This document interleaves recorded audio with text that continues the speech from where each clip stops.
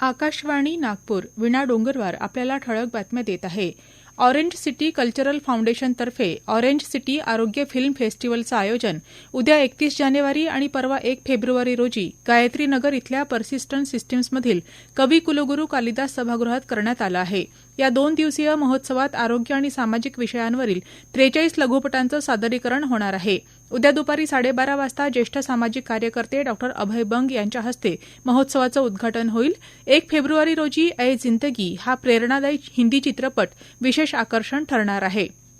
आंबेडकरी तत्वज्ञानाचे ज्येष्ठ विचारवंत आणि लेखक ताराचंद खांडेकर यांच्या 4 पुस्तकांचा प्रकाशन सोहळा येत्या 1 फेब्रुवारी रोजी सायंकाळी 5 वाजता उत्तर नागपुरातील राजाभाऊ खोब्रागडे सभागृह सिद्धार्थनगर इथं आयोजित करण्यात आला असून या प्रकाशन सोहळ्याचे अध्यक्ष ज्येष्ठ आंबेडकरी विचारवंत प्राध्यापक डॉ. वसंत शेंडे राहतील, तर ज्येष्ठ नाटककार डॉ. प्रेमानंद गजबी, प्राध्यापक डॉ. सुरेश मेश्राम, प्राध्यापक डॉ. शैलेंद्र लेंडे हे या पुस्तकांवर भाष्य करतील. सनदी अधिकारी मनीषा पाटणकर म्हैसकर यांची राज्याच्या गृह विभागाच्या अप्पर मुख्य सचिवपदी नियुक्ती करण्यात आली आहे. IS चहल यांच्या सेवानिवृत्तीमुळे हे पद रिक्त होत आहे.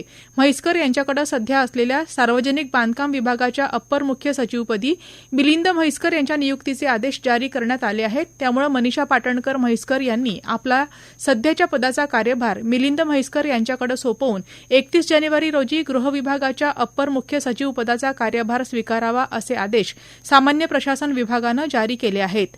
छत्तीसगडच्या सुकमा जिल्ह्यात आज 4 माओवाद्यांनी शरणागती पत्करली.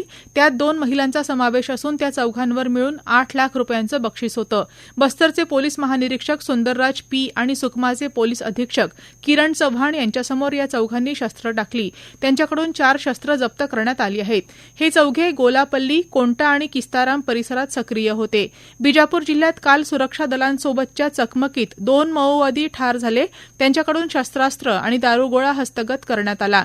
याबरोबरच हे ठळक बातमीपत्र संपलं. यापुढील ठळक बातमीपत्र आपण आज रात्री 8:42 ऐकू शकाल. नमस्कार.